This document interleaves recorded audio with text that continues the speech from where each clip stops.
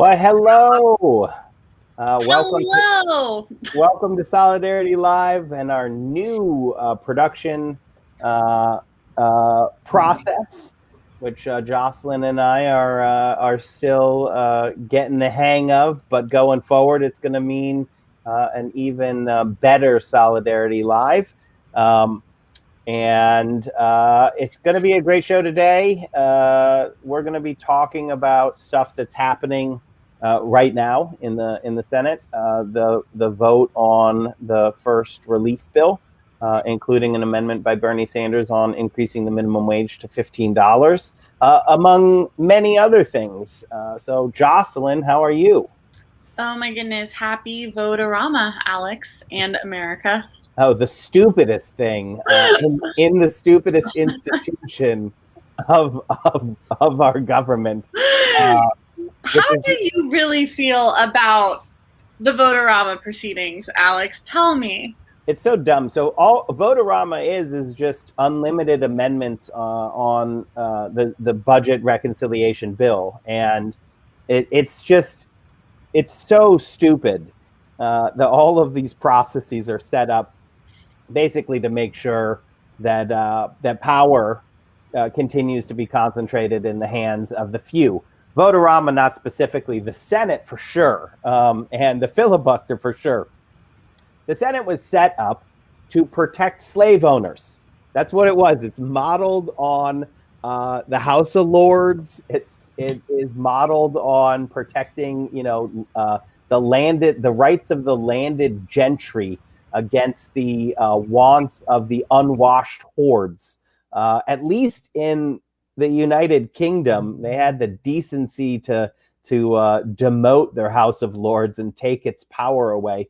Where here, we basically have invested all the power in the Senate, or as I like to call it, the House of no, you can't have nice things. And Votorama is just like the cherry on top of stupidity, because the main thing is it's just propaganda. Like I tell people to stop watching cable news. They should all tune in to us, and we'll tell them how stupid the process is. But because cable news will report things and it won't be correct. So it's a bunch of votes that are going to be happening, and it's going to go to like 4 a.m. But all of them, and this is where it gets a little tricky, not all of them, but the vast majority of them are fake. They don't do anything. They set up deficit neutral reserve funds and then something, but that's not real. At the same time, there are real things like Bernie Sanders' amendment to raise the minimum wage is real, and those are slipped in. And no one knows what's coming. So all of the senators have to like stay up till 3 a.m, and it's just trying to trip them up. And that's what we're looking at today, and sort of rip away Votorama. What we're really looking at today is, can the Democrats pass this $1.9 trillion relief bill that includes a ton of stuff? And then I think that's a question that we want to discuss today. A ton of stuff. And, I think getting back to the initial question, whenever we talk about the Senate and all its various mysteries, you just get the impression it really is not supposed to be this complicated. Like, it's not supposed to be a level of 8D chess to get a single piece of legislation passed. And those proceedings, which include the filibuster, but isn't limited to the filibuster, is why we have the government we have, which is so ineffective. I think that we as the American people have a little bit of Stockholm syndrome about it. Something passes in the House because that is the place where the popular majority is more closely represented, and we just wait for it to die in the Senate. And yeah, a lot of that was about Mitch McConnell, but unfortunately we can't blame everything on him. A lot of it is about the fact that, as you pointed out, Alex, this is a governing body which was literally created to, there are all sorts of fancy ways this was said by the founding fathers, but the Senate was created to keep the tyranny of the majority from doing crazy things, which is so funny because it's like, if the majority believe it and want it, and it's not like an actual dictator, is that really tyranny or is that popular democracy?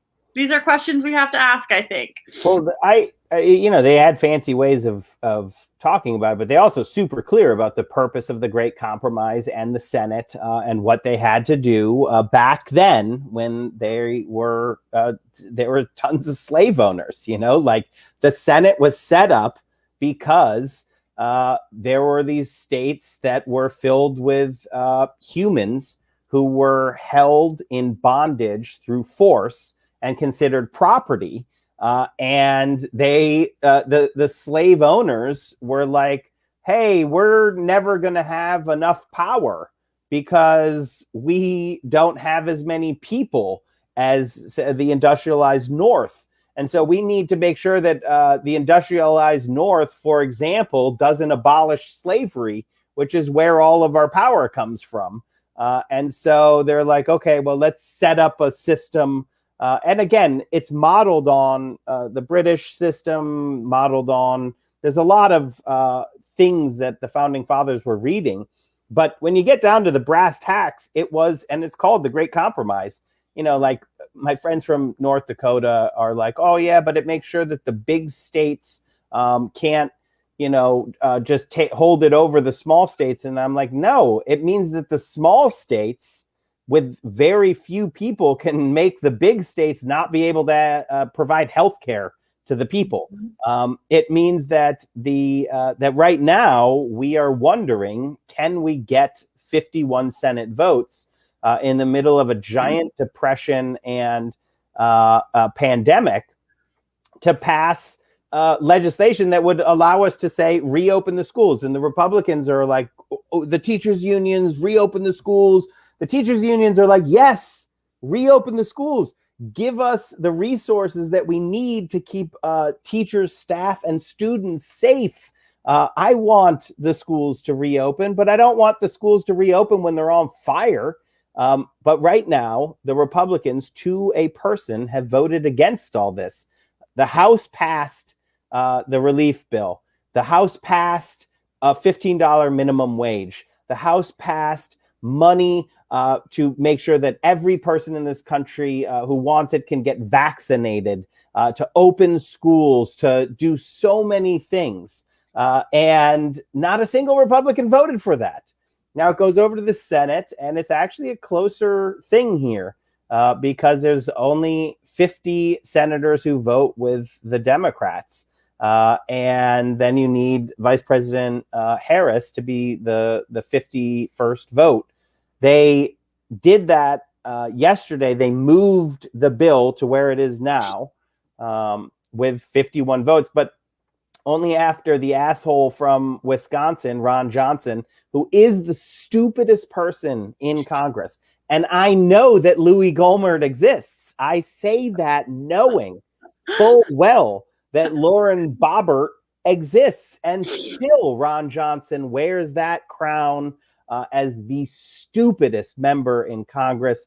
And he just does whatever his paymasters tell him to do. So yesterday, that for no other reason than just to be like total just assholes about it. And I don't think that's a swear word, Brad, but our producer is the one who always yells at us if we're too if we work in the blue. If we work in the blue. But as Lenny Bruce said, always go blue. But Ron Johnson made the reading clerk in the House, in the Senate, read the entire bill into the record. Now it's in the record already because it's a bill. You can read it. He made a person read it, which I think it was from like 8 p.m.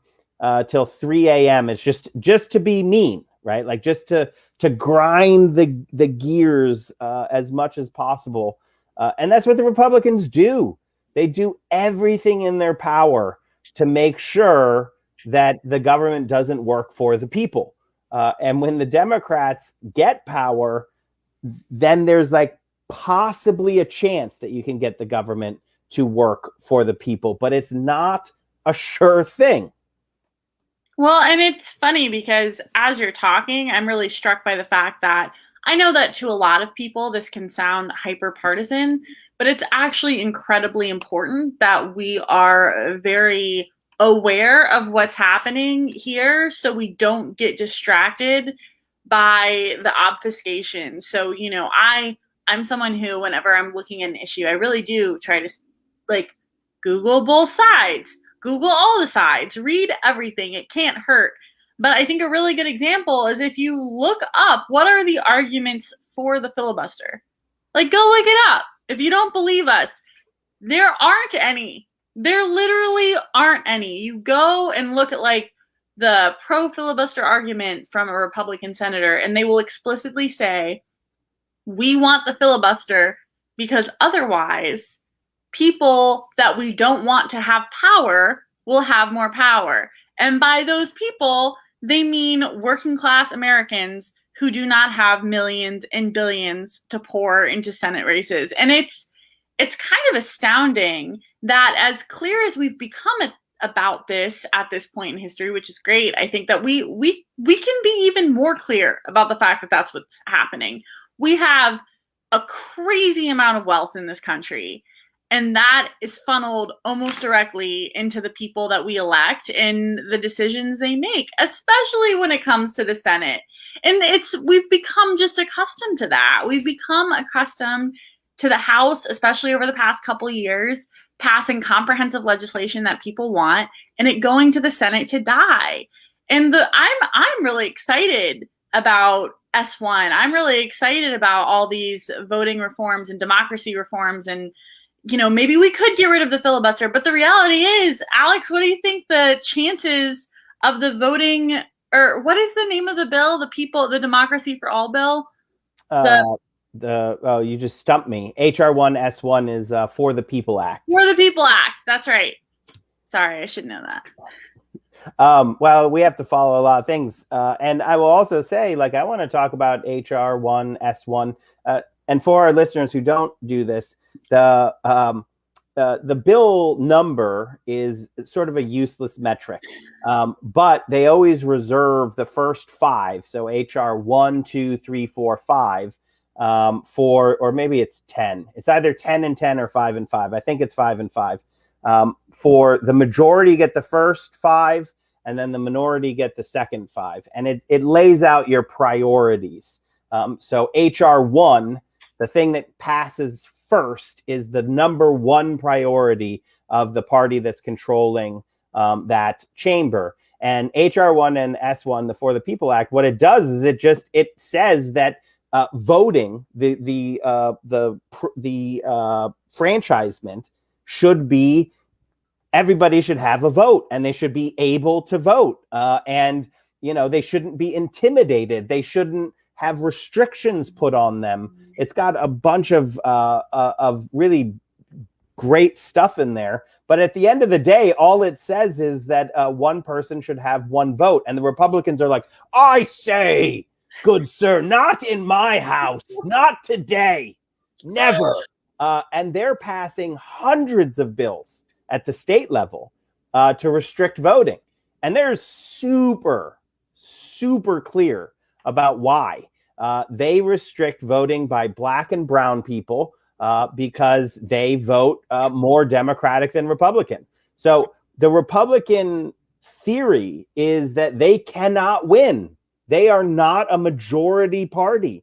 They will lose forever because people don't want to take our money and hand it over to Wall Street. So because they can't win, they cheat. And they also then whine about bipartisanship when they're the most partisan people that you'll ever meet, are elected Republicans. They just bully things through. And then when Democrats have some power, they start complaining about the deficit and bipartisanship. So HR1 has a 0% chance of passing. At HR1 passed. The House passed HR1. It's an amazing accomplishment. The House passed policing reform. Amazing accomplishment. The House passed the $15 minimum wage. This is what Democrats passed. And I'm not a all Democrats are awesome type person by any means. But even a lot of the bad Democrats in the House passed these things. People who I have butted heads with for years have passed these things. And now it's going to go over into the Senate. And I think on the relief bill, we can get to 51 votes and we can pass a $1.9 trillion bill. And it means that tens of millions of Americans are not going to lose their unemployment, that tens of millions of Americans are going to get $1,400 checks, and families will get checks. Each child gets a $1,400 check, which means that in many cases, families will be getting more cash in their pockets than they did under previous ones where the one check was higher, but the dependent check was only $500. Again, this relief bill that's winding through is the only thing that I have my eyes on for the moment. I can't see the next thing like HR 1, except to say that everything that's not done through reconciliation needs 60 votes, which means you're not going to get it done because, 10 Republicans who would vote for allowing people to vote isn't going to happen because they know that they only win when they cheat. They only win when they restrict voting access. So I want to focus in on the reconciliation bill, if that's okay for you for a second. And I'd like according to Brad, who I believe, they are voting on the minimum wage amendment now. Oh yeah, we should. I'm going to pull C-SPAN up on, or maybe I shouldn't. Yeah, I shouldn't because I could mess up. Sorry, I could complain about the Senate for hours. But what we should, what I want people to understand is that I think the left right now is doing a good job on many things, but also a bad job on understanding truly how power works. Because the amount of magical thinking I hear, and I think a lot of it is like, it's mainly very online people. It's mainly Twitter. If you just ignored Twitter completely, you'd be a happier person. But that it's like, oh, well, if you just try harder, if Bernie Sanders just tried harder, we would have healthcare for everyone. And you're like, that's not how it works. The systems of power are set up by the powerful to protect the powerful. And we have to actually build popular pressure. So we have to be able to play the inside game. And my organization has a legislative director, a whip operation.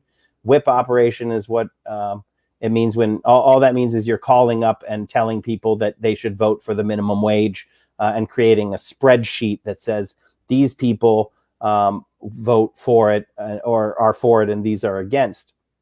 The left, for example, online, the very online left, thinks that, it's just, it's easy because we just have Cinema and Manchin and we just force them to vote the way they said they weren't. And you're like, how are you going to force them to do that? We have people in the states, seniors, who are calling them every day and putting popular pressure on them. But it's not just those two. In fact, our whip was 10 senators who vote with the Democrats who we don't know exactly how they will vote. We got it down to 6. So 4 of them said they would vote yes. 3 said that they were probable no's, and 3 were maybes. So it's Manchin, Cinema, and Angus King who said, they're probable no's. We don't know what's going to happen until we see this vote. And even if this passes and we get the votes, the parliamentarian has already said that they would strip it out. And so we have to recognize that the power is not in DC. I have a legislative staff who work on it. We work every day on this stuff. I understand DC, and that's not where the power is, and that's not where we're going to get the change until we're starting to. I was reading the update on the vote. until we start to understand that we're not going to win big change by just like, oh, if we only did this legislative trick, it's never that. It's always when we have millions of people demanding these things, who are not saying, hey, I'd like you to, find a bipartisan solution to do this, who are saying, I demand healthcare now. I demand that Wall Street pays their fair share, not because we need those taxes to pay for things, because we just create the money. I want to tax those billionaires because I want less billionaires. Until we have the popular movement coalesced on these pushes, I don't think we're going to get anywhere. And I think that the take economy, which here we are with our takes. So this is because I feel you need to be in the take economy now. In order have we become that which we want to destroy, Alex? I know. Well, Jocelyn, enemy? When you stare into the algorithm for too long, the algorithm stares back. It's actually that you got to do all of the things, but the thing that the left has not been able to do, and look at the opening of our show. That's what we need. Popular pressure. We know what we need to do to fight the age of inequality that we're in. Many things, but at least 3 of them. In the last age of inequality, around the Gilded Age, FDR and the New Deal, they did many things, but 3 of the things they did to fight against inequality, they created the minimum wage, they created Social Security, and they created protections to allow workers to collectively bargain and form a union. Now we're in the next stage of inequality. We know we have to do many things, but 3 of the things: we need to increase the minimum wage, we need to expand Social Security, and we need to increase protections for workers to collectively bargain and form a union. It is only going to happen when we have a really powerful, popular movement demanding those changes. And I'm really excited you're bringing this up because, oh my goodness, I don't know where to start. Okay. So I think a lot of people, and I encounter these people a lot, especially in Washington, D.C., really love to minimize protesting. They love to minimize organizing, and they love to minimize demonstrating, because I think there's a lot to that. One, when you minimize something, it recuses your responsibility to do it and be a part of it. And 2, I think a lot of us grow up and we want to identify with the senators. We want to identify with the president. And that's a human thing. It's obviously way more fun to identify with the people in power. Why wouldn't it be? They have power. The reality, though, and this has been true historically, it will always be true.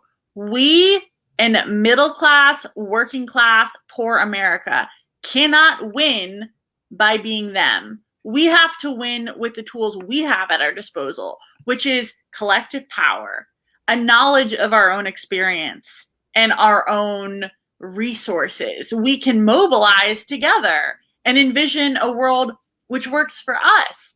That is how this has worked time and time and again. And I think people need to be students of history here, because Paul Farmer said this when he was on our show.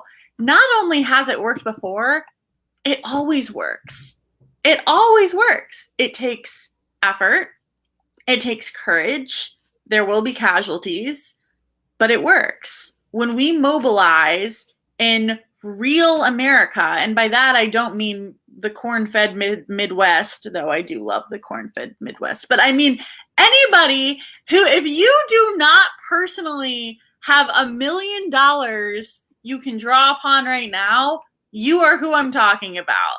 And it's really interesting because I love that we're talking about privilege now. Seriously, I do. I think it's good that we're having that conversation, but sometimes I'll listen to people and they'll be like, oh, I'm so privileged. I have these privileges.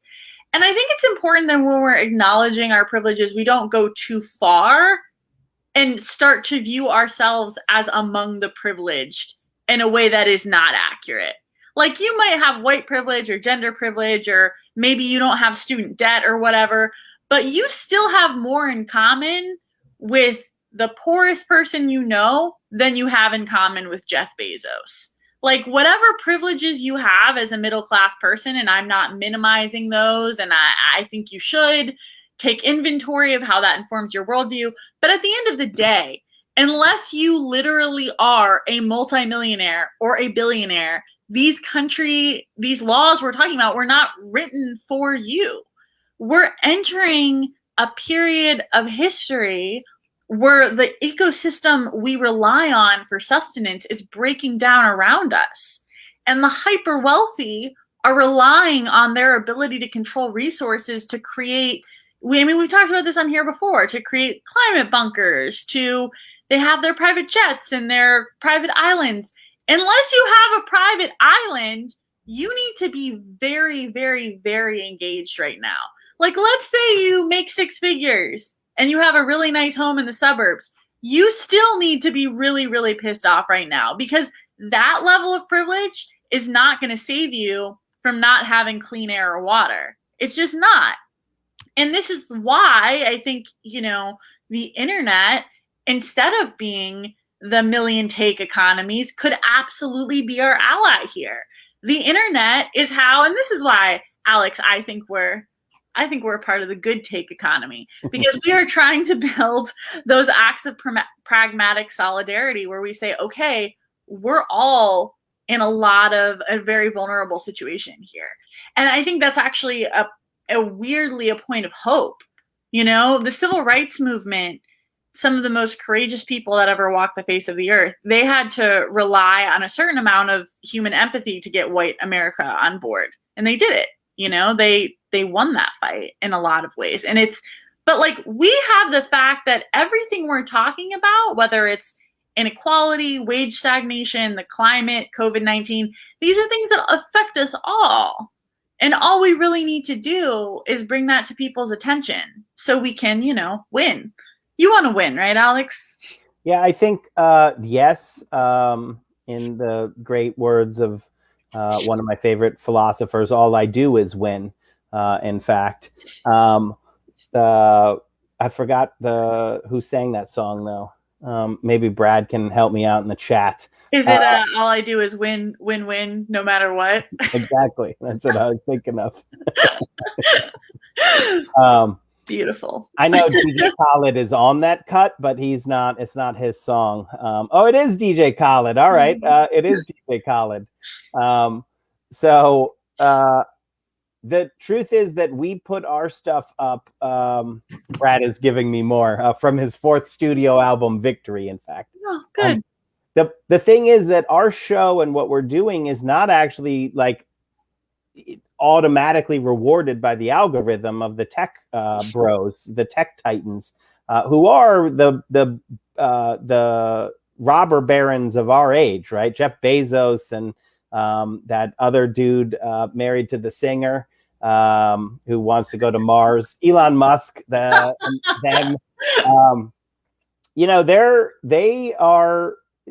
They didn't do anything. They created nothing. Mr. Grimes, as Brad points out, that's what I was thinking of. They just took a resource that was developed by the people, the internet, and they, it's like, oh man, Mr. Grimes was like, hey, maybe people need to pay for things on the internet. You're like, oh, big insight, bro. But like, he didn't create anything magical. And then Amazon, they're like, oh, well, we're on the internet, so we don't have to pay sales tax. You're like, that's what created Amazon, is that they didn't have to pay sales tax. They didn't come up with these amazing things. And now they have so much accumulated wealth. They don't do anything. They just get richer and richer and richer. And it just comes out of working people's pockets. Jeff Bezos has employees who he monitors. There are robot cameras that monitor how many times they go to the bathroom in the warehouses. He cut health benefits from the grocery store that he bought. And this dude keeps talking about going to Mars because he's breaking Earth. So the tech bros don't reward, and Google is in the same place. When they quietly remove "don't be evil" from their mantra, you're like, I think you're giving away the game there, Google. But they profit from extremism and the algorithms, which all the algorithms do is they tell you what you might be interested in next. And the reason that extremism actually does things is people are more likely to spend more time watching stuff that's like, whose fault this is? The unicorns. The unicorns are the reason that you're not happy. That kind of stuff, people watch it either because they hate it or they like it for longer periods of time. So the Silicon Valley has realized that they just serve the more extreme content. And then there's these right-wing Nazi plutocrats who will pour money in, and they create an ecosystem that only rewards basically stupid. Stupider your take is, the more it's going to be rewarded. And unfortunately, it's on both sides, right? So we have supposedly left people who just follow the clicks. They're not looking to win. They're not listening to DJ Khaled and wanting to win. They want money in their bank account, which they get from grifting the algorithm. And that is part of what I was talking about with the problem with the left, is because that stuff is like, oh, it's easy. All we need to do is be mean on the internet and demand people try harder, and then we win. That's just not what it takes. And it's not building a popular movement. We need to be looking at how things actually work, being clear-eyed and being like, look, we're probably going to lose on things. And that's the way it is. We're at 29 yes, 48 no on the minimum wage amendment. It needs 60 to actually pass. And then it would override the parliamentarian. I was wrong before. The truth of the fight that we're in is complex. And so you need to understand it as best you can and be truthful about what you don't understand. I find that to be the most important, the clearest thing of if you're going to be a successful organizer or not, and successful in enacting policy change. If you admit what you don't know, like, oh, I actually didn't know that it was a point of order vote on the amendment and not a simple majority vote. In DC, whole things happen just because people don't want to admit that they don't know what's going on. So ask questions, be curious. And then I will just finish in the, like, all of that complicated. If you want to be simple, what you have to do is say the only simple solution that's out there, but it works every time, is get engaged in a popular movement. Get engaged in an organization that's building power. If you're Democratic Socialists of America, for example, DSA, one of the best places you can go, but there's a bunch of places you can plug into. The most radical thing you can do is get organized, and definitely just get off Twitter every once in a while. The place is toxic. I love you bring that up because so I think one of the things I've been thinking about a lot is we are all on the internet so much, and we're all flooded with information, and it gives us, especially now, right? We're all locked in our houses. I understand. I hope you're locked in your house. Thank you for your service to America. But the reality is that when we're bringing in all this information without organizing on it, it creates this very weird inner chaos because we're on red alert. We're flooded with cortisol. We know things are bad. It's getting worse and all this and all that. But what we actually should be doing is, oh, I see there's some kind of social problem which affects me and all my loved ones. How can I mobilize around that? Because when you mobilize it, action breeds hope. Action breeds connection. And that is what we want. we want connection to each other, to our families, to our comrades in the struggle, and just to the world at large. Organizing isn't just about winning political battles. To be clear, we should definitely be organizing with the intent to win, but it's also about becoming the type of people who don't give away everything that matters to them blindly, who don't just say, oh, sure, you can bargain away my future and my children's future and any grandchildren I met. Like, I'm fine with that. I'll just be here on Twitter. No, we have to fight for ourselves to save our own souls. And the great paradox of organizing is that is how you win. When you focus on the values that connect you to other people, that is when you win. You don't win with weird, petty, gossipy, ego-driven infighting. Because it doesn't inspire people. 2, it isn't a sustainable motivation source. But 3, it's just, like you just said, Alex, it's very, like, you're not going to be, no matter how well informed you are and how much you read the news, or even if you are a Hill staffer, you're not going to know every single thing about every single piece of policy. That's not realistic. You don't need to pretend to, and you don't need to know really that much to start organizing. Some of the best organizers in history were really, really young, didn't have college degrees, and I just realized that Fred Hampton was 21. I didn't know that till recently. 21 years old. I did know that because I knew when the FBI murdered him, it was when he was a very young man.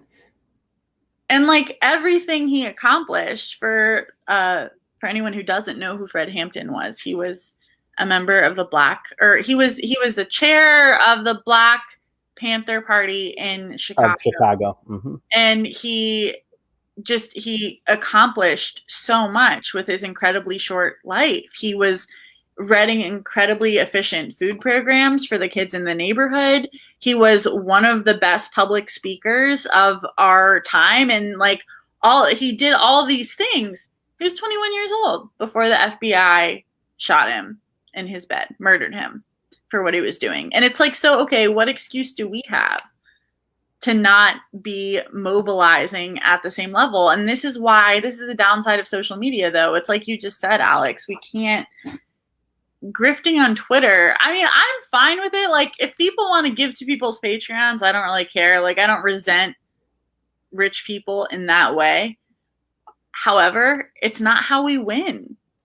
Yeah, I am all for using the tools that are available to us to get our message out. It's just, it can't be the only thing that you do. That's the key.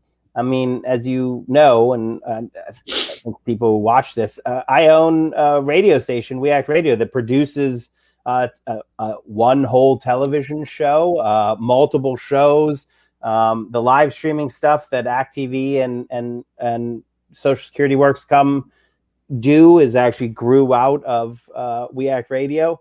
Brad was there, our producer, and so I'm into it. We need to do this because otherwise the corporate media is the only alternative. But people have to just be savvy. They have to understand that if you're being sold that something is easy, it's a gimmick. Mm-hmm. Be as savvy in your consuming of organizing and political. I just looked and I see there's 55 no's on the minimum wage.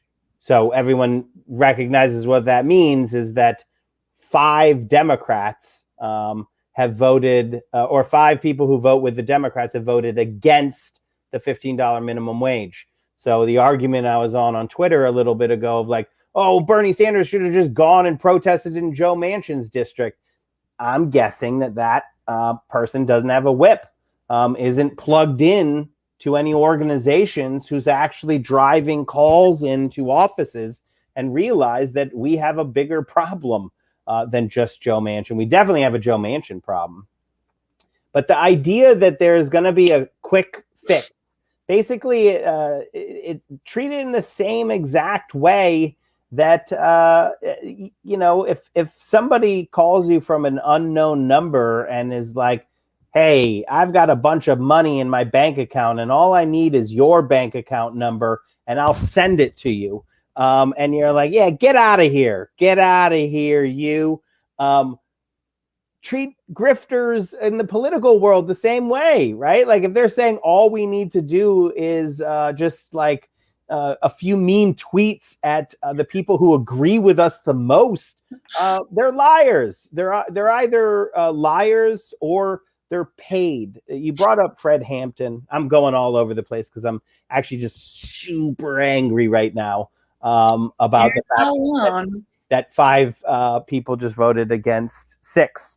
The minimum wage and increasing the minimum wage to $15. So I totally lost my train of thought. It was Fred Hampton. Another part of COINTELPRO, which was the program that J. Edgar Hoover ran to eliminate left-wing or power in the United States at the time, when he meant eliminate it in any by any means necessary. They murdered people, they lied, cheated, stole, did all the things. Jocelyn, do you know who Dick Gregory is? The comedian? Yeah. Why does that sound familiar, though? So I just want to tell one story about what the FBI did to Dick Gregory, and then I'm going to bring it back around about why I'm talking about COINTELPRO. COINTELPRO is real. It's not a conspiracy. You can Google it and find it. And a bunch of it was made so the bosses, the powers that be, are scared every day of collective power when it's united. So the whole purpose was to smash it into pieces and to not allow. The reason they murdered Fred Hampton is because he was the chair of the Black Party Panther of Chicago, but he was working in solidarity with a poor white organizing and with a Latino organizing. And he had built a multiracial, multi-ethnic power that was terrifying to the powers that be. And so working with the cops in Chicago, they just murdered him in his bed. So Dick Gregory was a comedian who was a great friend of my radio station, We Act Radio, and a big supporter of the civil rights movement. Dick Gregory is who Richard Pryor would say, like, that's who he looked up to. Richard Pryor looked up to Dick Gregory. Dick Gregory came from a generation before. And the FBI tried to murder him.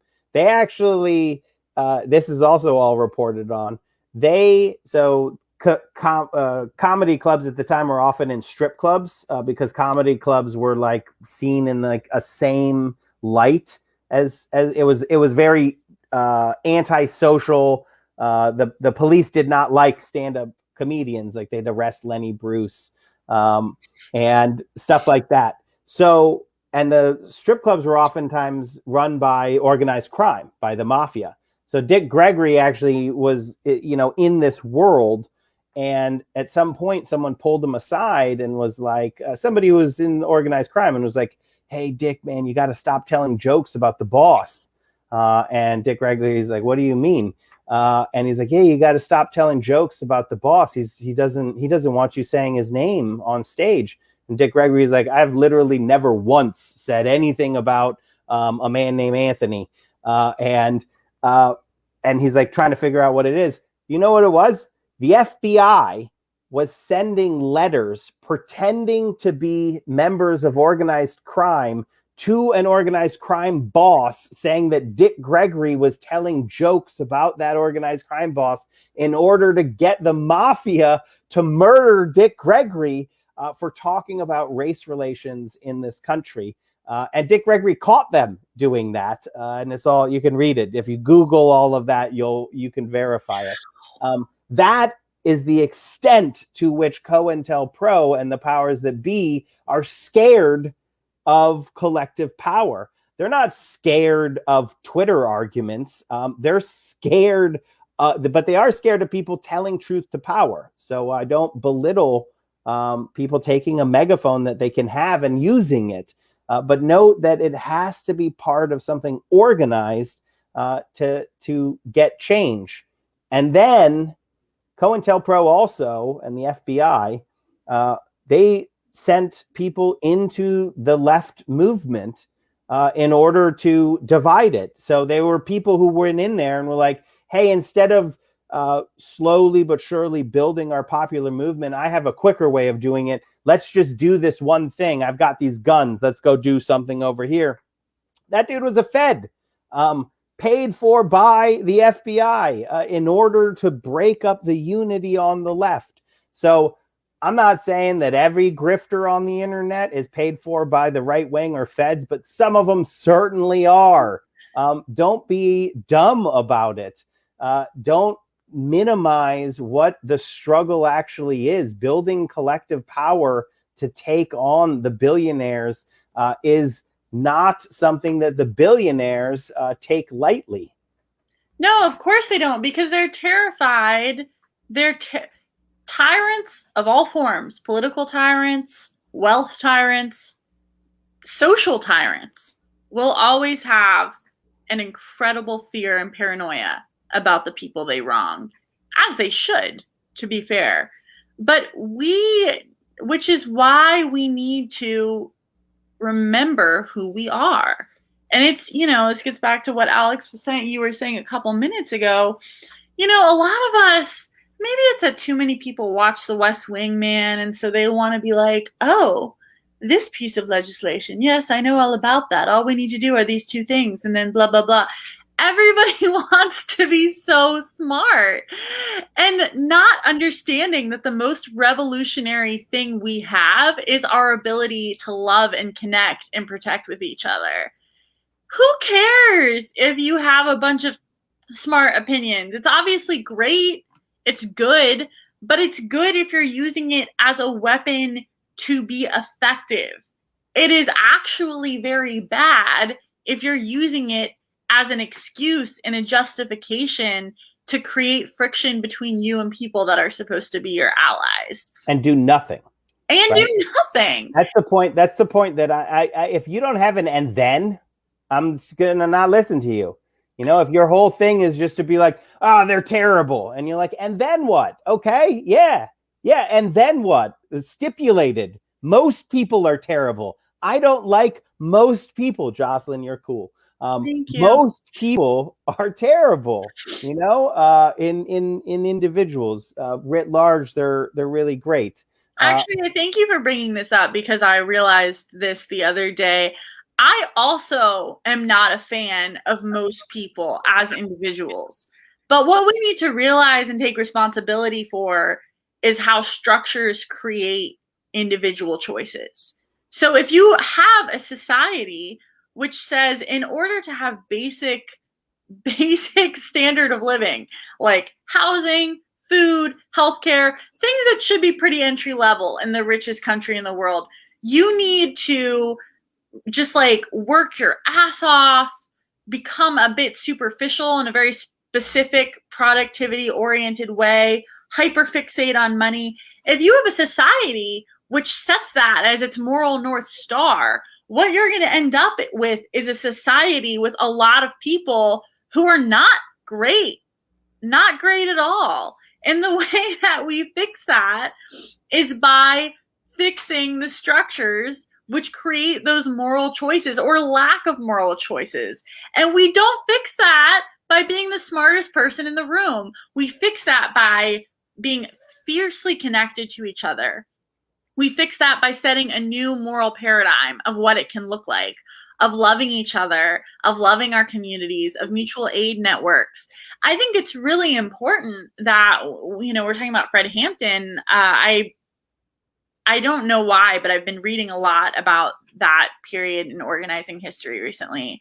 Autobiography of Malcolm X is one of the best books on the planet. And it's been one of my, I read it, reread it every couple of years. And I think everybody should, really, for a couple reasons. One, he's brilliant and an amazing organizer. But second, I Oh, don't think everyone needs to reread it every few years. I think you're very unique in that one, Jocelyn. But everyone should read it at least once.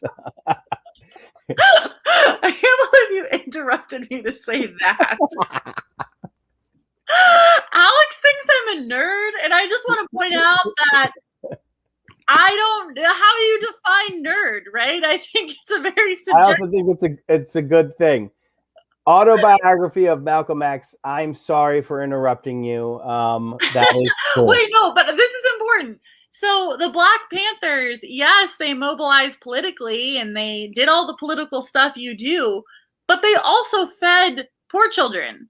They also took care of the disenfranchised people in their neighborhood. And I think it's really important, especially for Caucasians like myself, to not be white saviorism about it. I'm not saying you go into some neighborhood and be like, okay, I'm going to fix all your problems.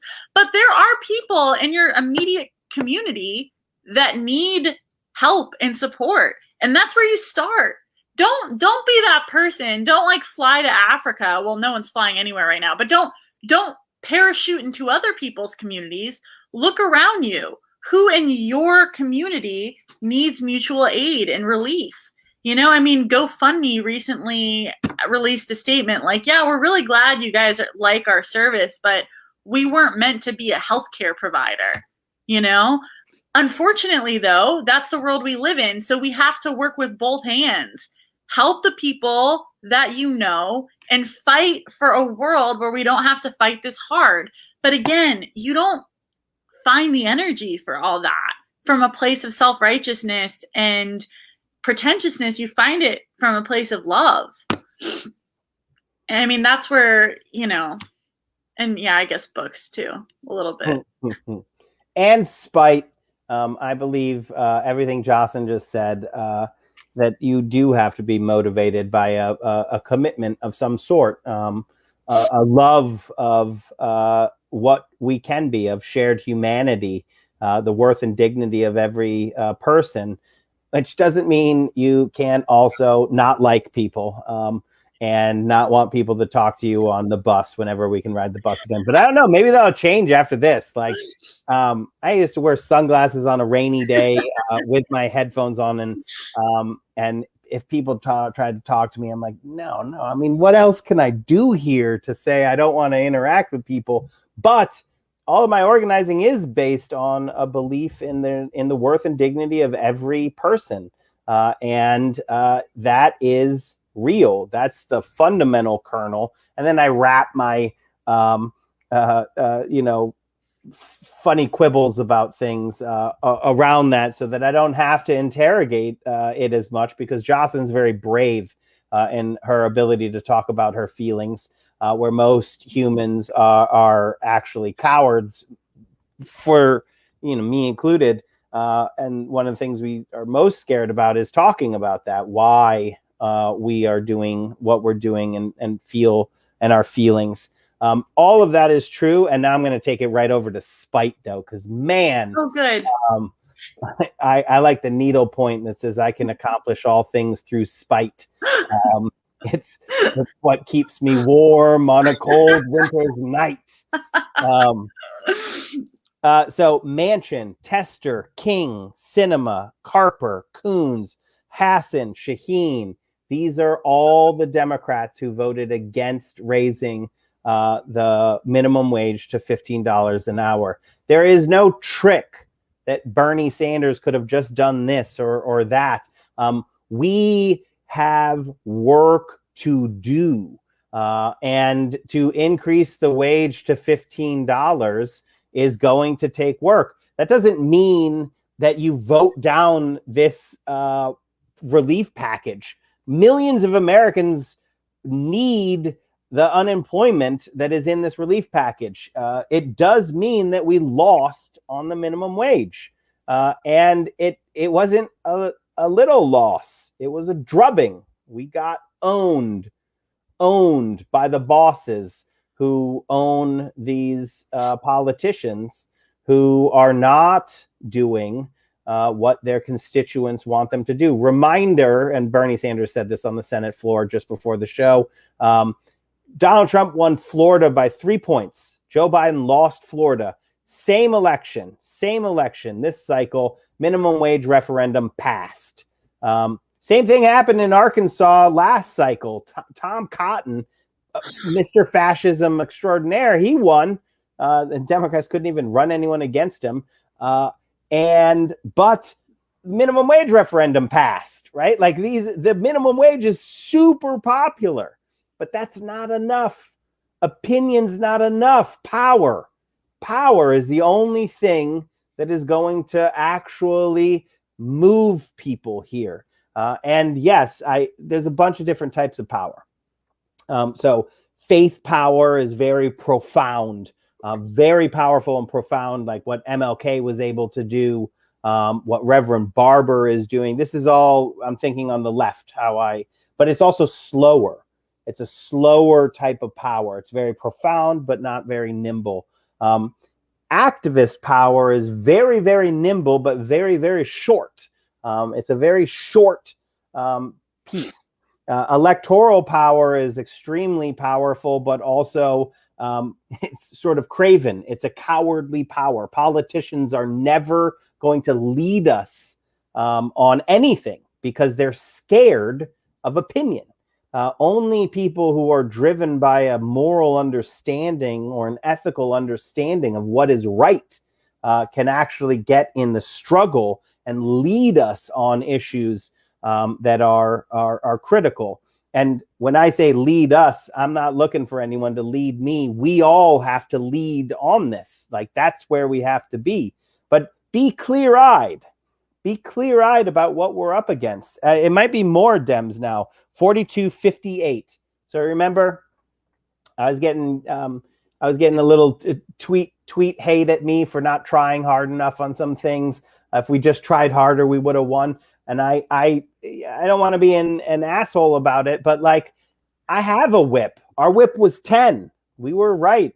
But one person who told us they were going to vote yes ended up voting no. And I'll reconcile all of that. But like, we don't have an easy game here. It's big. And the only easy answer is building that popular movement, which can unite those different powers, right? That's the idea here. And then I'm going to create a new one. I've never put it on the axis before, but there's like the take power, social media power, narrative power is huge, but the very high velocity Twitter, YouTube, all of that, it is powerful, but it's pretty small. And it really, it's super short. Someone was talking about Twitter hashtag, like, what is it called? When you all tweet the same thing, you know, like Twitter storm. Yeah, Twitter storm. They're like, that can do something, but it was my favorite description of it. They were like, I think a Twitter storm is basically the whippet of organizing. It feels good for a few seconds. Nitrous oxide, for people who aren't degenerate steeped. It is a very, very fleeting thing, and it's useless if it's not all that social media or high velocity take power is useless. You're literally not doing anything if it's not connected with the other stuff. And again, if you look at the civil rights movement, you also see unions in there. So organized workers are the backbone of the popular movement and doesn't mean that unions are always right. There's some, everybody's sometimes wrong, or that they're always progressive. They can be reactionary, and yet organized workers are still the backbone that we build this on, and which is why the right wing cracks organized labor as soon as they have any power. But our job is to actually bring all of these powers together and create a popular movement. And only when we have a popular movement are we going to overcome the billionaire class. And again, when you lose, you just dust your shoulders off, learn the lessons. This is also the thing that I think modern the high velocity political commentators don't do enough of. They don't learn. They lose all the time, but they don't then take that as a like, hey, we had this theory, we implemented it, it led to nothing. Let's figure out what went wrong there. We're over time, Jocelyn. I'm sorry. No, we could go forever, I think. Brad would kill us. True. Like actually kill us. That's not a metaphor. So I wanted to expand on a lot of that because I think, Alex, everything you're saying is so smart. But I'm just gonna agree. We need to learn. Like, it's not enough to be. We were just talking about this yesterday, Alex. Everybody has a theory, everybody has an opinion, everybody has a book, but not everybody reads. Like, there's this quote about writing. You don't write shit if you're not a reader. And that's true of everything. Don't listen before you speak. Organize before you develop a hot take. Know yourself, know your community, and then go from there. Because even if you are someone whose understanding of progressive politics just means taking care of the people in your immediate neighborhood that you know are struggling, that is far more radical than alienating people. That is far more radical than ego trips. That is far more radical than pretentiousness. We are here to love each other. And politics is just one way we do that. But it's a pretty important way. So if we lose, we will win again eventually. That's how it always goes. Because through solidarity, we can do all things. Yeah, and we're in closing. We're not losing. You know, you don't lose everything. We lost on one fight, but we're going to win on others. Remember, we were fighting to get the checks in there in the first place. True. And we were fighting to get the dependent checks to be the same size as the other checks. We win some, we lose some, but we only lose when we forget what we're fighting for. So, Jocelyn, that's what I like doing the show with you about, is hopefully it's our weekly reminder of what we are fighting for. So thanks, everybody, for listening to another episode of Solidarity Live, and we'll see you again next week. We'll see you next week. Bye.